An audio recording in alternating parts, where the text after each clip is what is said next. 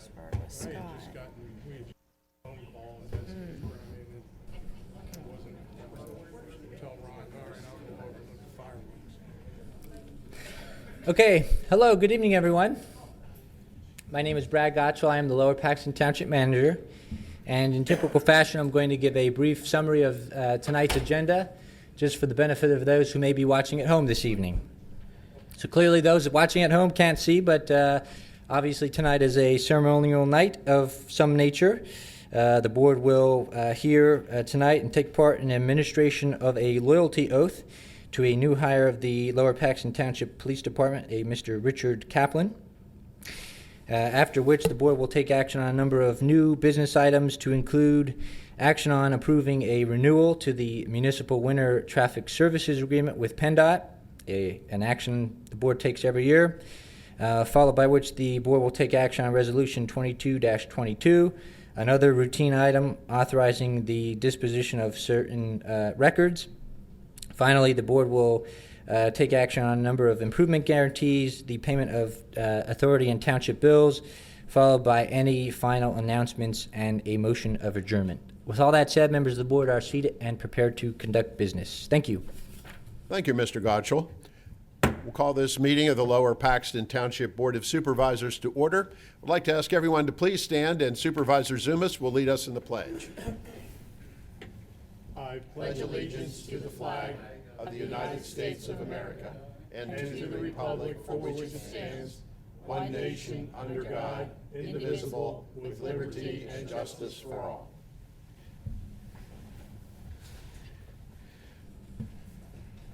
First item, we have approval of minutes from the March 8th, 2022 workshop meeting. Is there a motion? Mr. Chairman, I'll make a motion we approve the minutes from the March 8th, 2022 workshop meeting. So moved. Is there a second? Second. Moved and seconded. All in favor, aye. Aye. And our first item of business is a pleasant one. We get to administer the loyalty oath tonight to Richard Kaplan, who will be part of our Lower Paxton Township Police Department. And Officer Kaplan, if you would come to the podium, please. And we will administer the oath, following which we'll come down there and we will sign the appropriate documents.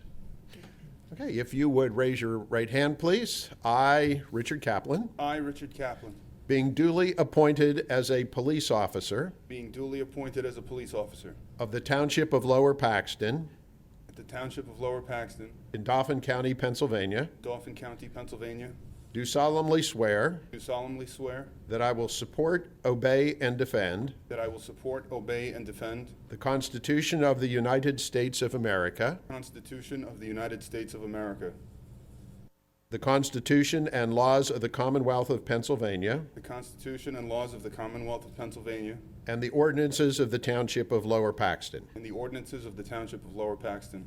I will uphold, obey, and enforce the law I will uphold, obey, and enforce the law without consideration without consideration to a person's race, to a person's race, gender, gender, religious creed, religious creed, sexual orientation, sexual orientation, age, age, national origin, national origin, handicap, or disability, handicap, or disability, and I will discharge my duties and I will discharge my duties as a police officer as a police officer with honor and fidelity. with honor and fidelity. Congratulations.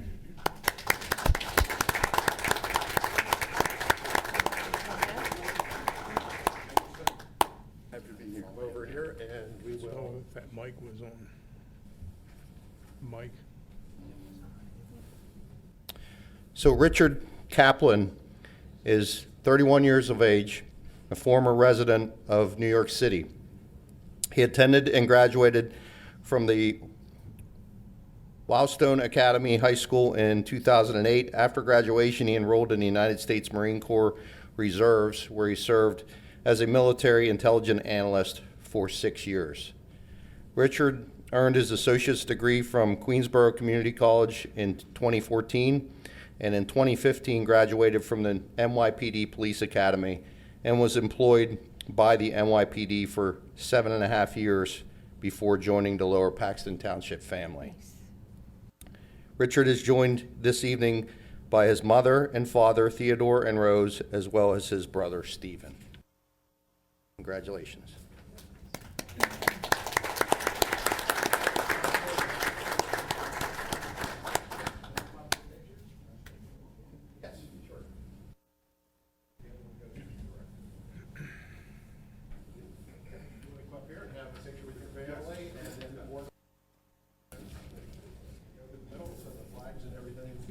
get out of the way. Turn the chair sideways so it's not blocking the township flag.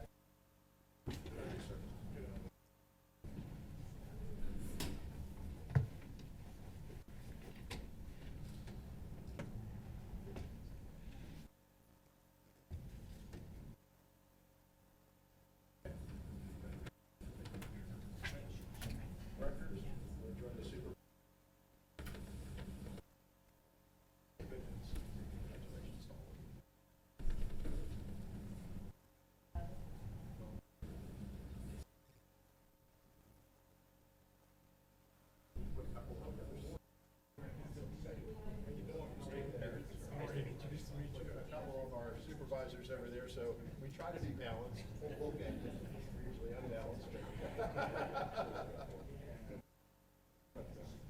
Get uncomfortably close.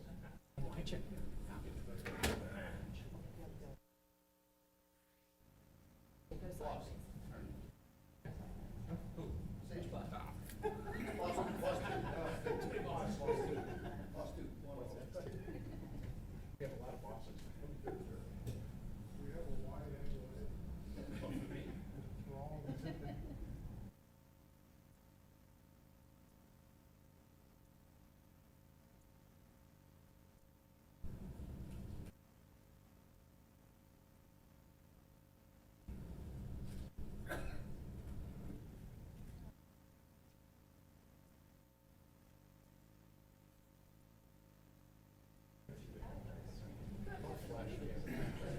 With the cell phones, you never know when they're actually taking.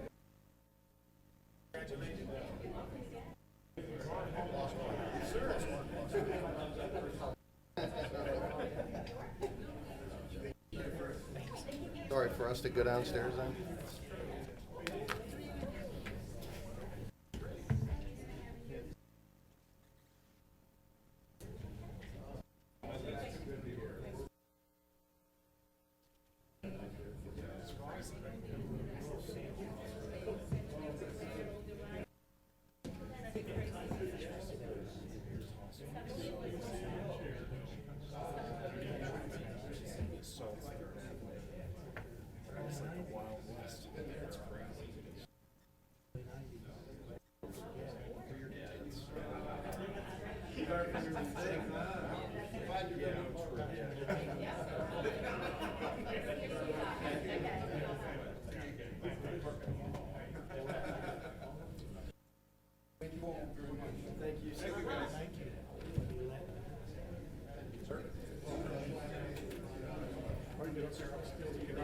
He'll steal the gavel.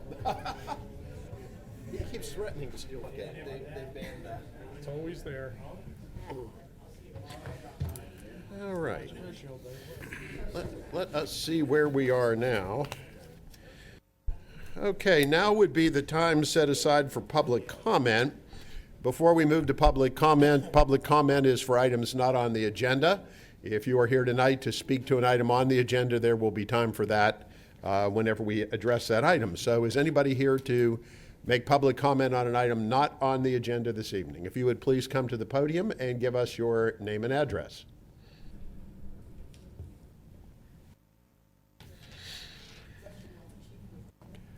Oh, Hi, my name is Suzanne Williams. I'm a resident of Lower Paxton Township. I live on Sunset Drive over in Pleasant Hills, and I've been a resident for 21 years. This is my first meeting. well, welcome. Thank you. I've often thought about coming to meetings, but I'm a police officer, and my schedule prior to the last 2 years was rotating, and so I'm now on day shift. I preface my comments with that introduction because I worked for 3 different municipal departments within Dauphin County. Got out of police work, got my degree, went into the private sector, got a job with the state after I lost my job in the private sector, and then ended up out at Fort Indian Town Gap, which is where I work now, as a police officer again. Oh, wow. So last night I had a really interesting experience with the fireworks. And I don't like to come in to complain. I understand it's July 4th. I anticipate, and I steeled myself to thinking, well, I'm probably only going to get about 6 hours of sleep tonight, that kind of thing. what I heard last night sounded like explosives, and that is no exaggeration. And I had called the county and, explained the situation. She was very nice and asked if I would like to speak to a police officer, have them call me back. I said, it's not necessary, and I gave her my location, and she said, oh yeah, she said, I see we've had multiple calls for your area. So I said, okay. So after about 15 or 20 minutes or so, it died down a little bit, thinking, okay, now I know that the police probably came into the development and everybody kind of laid off. Well, a few minutes after that, it started again. Long story short, I called back about an hour and a half later, and for the first time in my lifetime, I got the equivalent of a busy signal for the county. I got a recording that said, this is not the 911, it's the okay. non-emergency. We did the non-emergency. And it actually said, all agents are busy right now, please hold on the line. And I waited for approximately a minute and a half before I got through to a human being. And I really do feel for them as well, because I'm sure that the switchboard was completely lit up. And I explained that I had called about an hour and a half earlier, and it was continuing. And she kind of snapped a little bit and said, they're very busy right now with fireworks calls, and that was the end of the call. I then contacted you guys this morning and asked about your ordinance and if you had an ordinance for fireworks, and she directed me to the website, which I looked up. And obviously, as you guys should probably already know, that it says consumer fireworks shall not be fired within 150 feet of an occupied dwelling. I probably have one of the larger lots in the development. We have just a tick under a half an acre. And most of the yards are pretty big, but no matter where you would set fireworks, and these were not garden variety fireworks, and I'll just say that. I work at the Gap, and what it sounded like was munitions going off. Almost like M80s on steroids, that's what they sounded like. And I see in the ordinance, of course, it says July 4th until 11 p.m. This went well after 11 p.m. And what I use as a barometer besides myself is I have 2 dogs. We had all the air conditioners on, all the fans, 2 TVs. I wrapped my one dog in a thunder coat because he does have anxiety with fireworks. That usually does the trick. He was so full of anxiety last night, he actually pooped in the house. And I had to lay on him. I had to put him up in the bed, and he's a big dog. He's like a 70-pound dog. Just to calm him down. And things did not quiet down until well after midnight. So I guess my question is, I don't know how many officers you had on shift, and I know they have their hands full because I do this for a living, and I hate calls like that. To be really honest with you, but yet again, there's an ordinance. So do you have any idea how many calls for service last night related to the fireworks, number one, and then how many, if any, were actually cited for setting off fireworks? And then what do you anticipate at this point going forward for the next holiday, which I would imagine would be Labor Day? They'll be setting them off again. So that's basically my concern. So if you can address that. Did we have any numbers yet? No, I did not have a chance to pull Okay. any statistical. We'll have to get back to you. If you leave your contact information with Mr. Godshall, we will get back to you on numbers.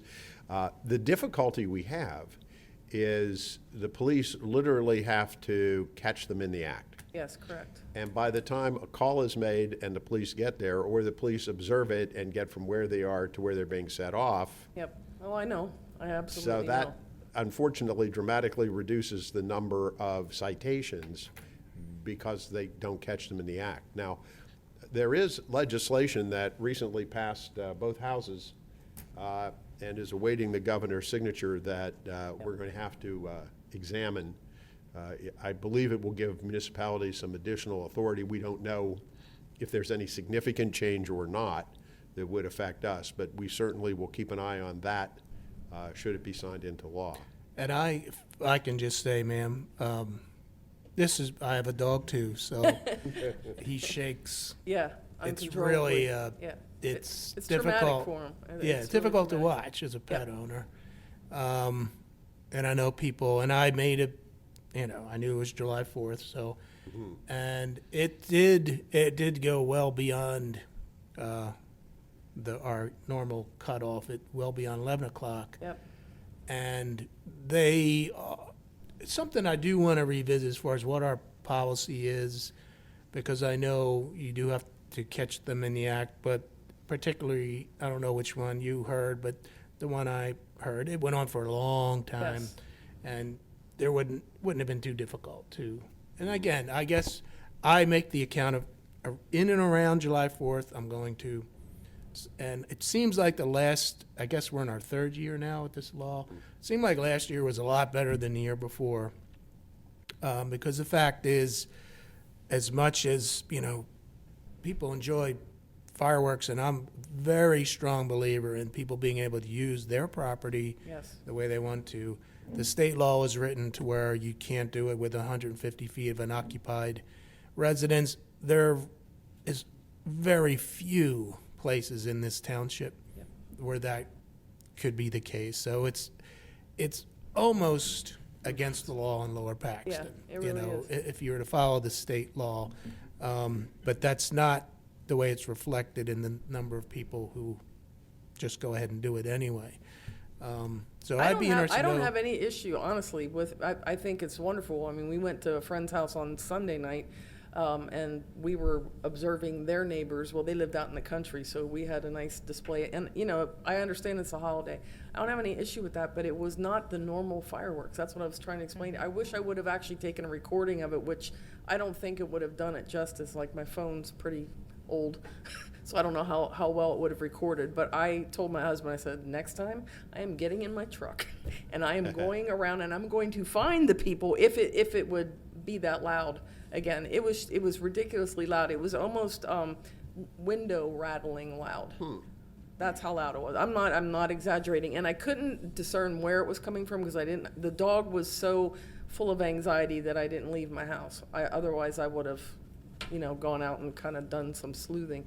But and it's for anybody that has a pet or knows anything about July 4th, it is the worst day for pets to go missing because of the noise, and pets will actually break out of the house if the house isn't secured. I had a dog at the last police department that I worked at, actually broke through a glass storm door during a thunderstorm and escaped the house. So that's a concern. But, and I guess where you're coming from, maybe you can just check into it, or maybe find out how many calls for service they had. And I know they're overwhelmed. They had more than fireworks calls, I'm sure.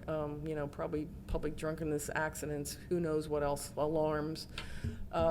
Yeah, there were some issues last night in some areas. Yeah, and and I'm sure a lot of people will do something like that to distract or get the police to go to that location for a seemingly minor thing while they're off doing something over here. But again, the reason I came tonight was because it went beyond the pale as far as the noise, and it was prolonged. It wasn't just for 15, 20 minutes, even an hour. It went on for 3 hours. I mean, I didn't get to sleep until midnight, and I wake up at 4 to go to work, so it's, Well, we will have, Mr. Gotcha will have somebody, have the police department pull the numbers and get back to you to let you know Okay. how many calls we responded to, citations, if we were able to issue any. Yeah, and I don't know how you normally do it, and I'm sure budget's a concern, but I don't know if you put any extra officers on during events like this for that purpose. I don't know, and I don't know how it will change your ordinance when if the governor signs off on what he's supposed to sign off on. My initial reading of that is that it's probably not going to give us a lot of relief, but I could be wrong, but my hopes aren't very high. And then the other concern is too, people get hurt with what I heard going off. And then I also saw a blurb on the news before I came here that I guess Harrisburg City had a fire, and they suspect it was caused by somebody setting off fireworks. Well, that And has 10 people happened, were- that has happened in a number of municipalities over the last several years. Yeah. The fire chiefs in cities are very much wanting this law to be repealed because it has resulted in residential fires. Yeah.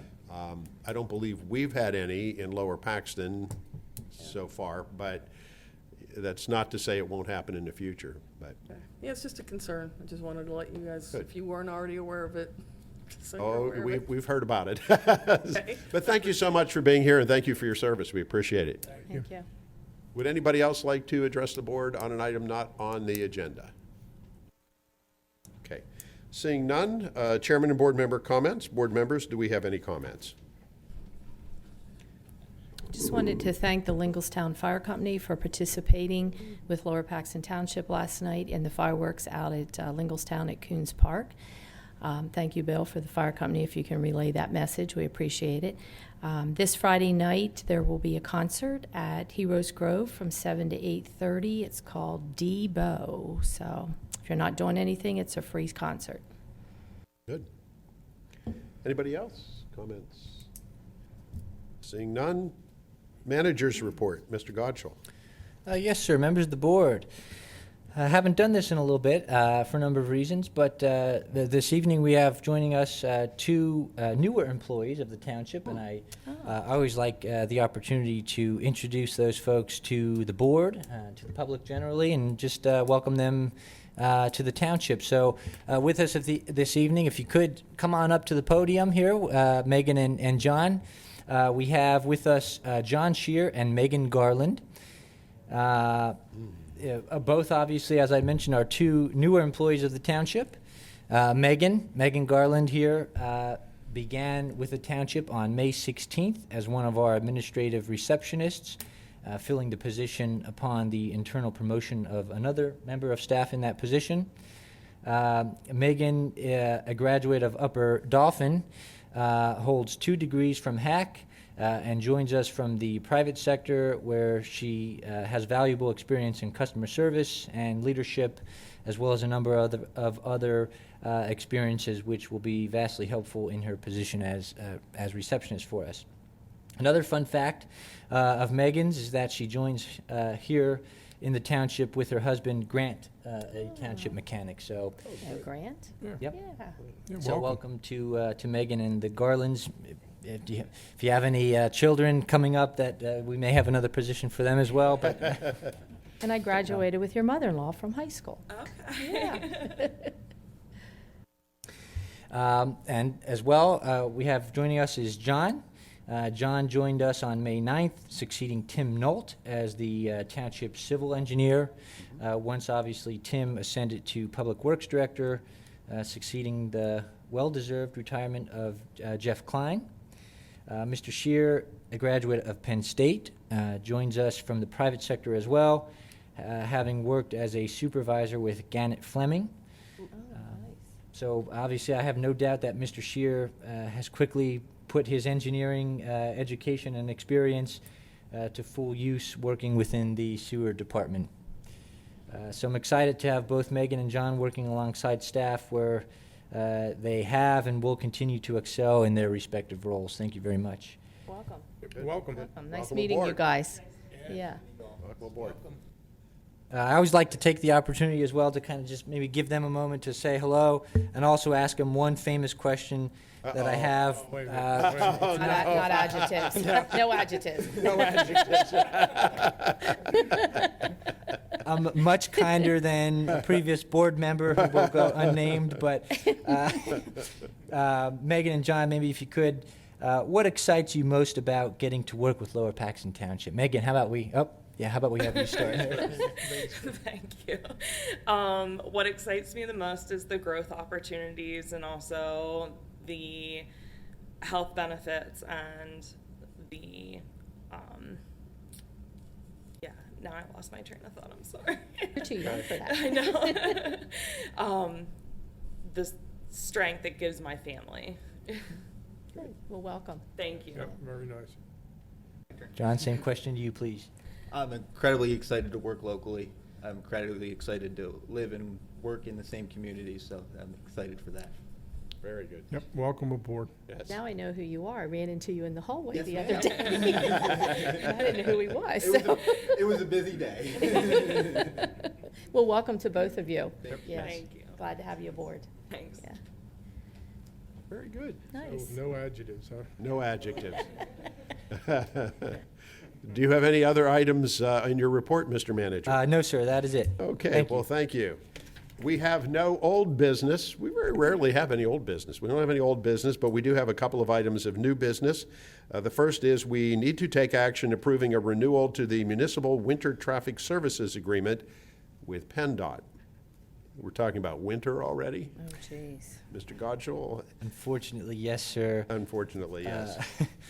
Hopefully, we don't have to deal too much, though, with what winter potentially could bring. But before you this evening is a familiar document dealing with a new term of winter traffic services between the Township and Penndot. This agreement provides compensation for the Township's effort in maintaining state roadways, of which there are 7 in all, during the winter months in the years 2022 and 2023. Total compensation for the upcoming winter season for all 7 roadways is, through the agreement, $39,238.65, increased from $38,875 as of the previous year's service agreement. You knew I was going to ask that Yes, question. I did. So, Hey, at least we got an increase, a little bit, but that's Yes. good. Any questions, board members? Oh, I'll move. Who made the motion? I'll make a motion. We Mr. approve Judd has the, made a motion. Approve the renewal of the municipal winter traffic service agreement with Penndot as outlined on the public agenda. Is there a second? Second. Moved and seconded. All in favor, aye? Aye. We now must take action on Resolution 2022-22, wow, authorizing the disposition of specific records. And Mr. Godshall, what records are we destroying now? yes, sir, we're making our way through the room. This resolution deals specifically with the Departments of Finance and Parks and Rec. Okay. All being disposed of in accordance with applicable rules, regulations, and laws. Yes, sir. Is there a motion? Mr. Chairman, I'll make a motion that we approve Resolution 2022-22, authorizing the disposition of specific records. So moved. Is there a second? Second. Moved and seconded. All in favor, aye? Aye. This brings us to subdivision and land development improvement guarantees, of which there are 5. I see none there that require any recusals. So are there any questions?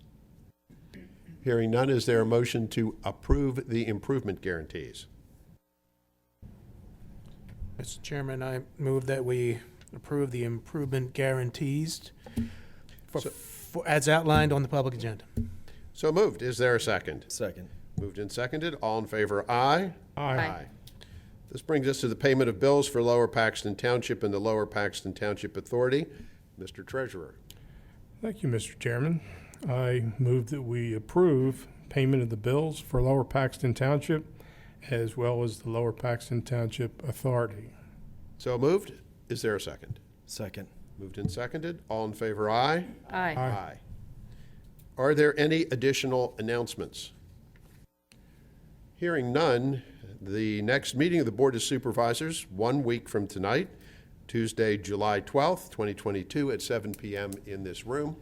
Is there a motion to adjourn? So moved. Is there a second? All in favor, aye? Aye. Aye. Meeting adjourned.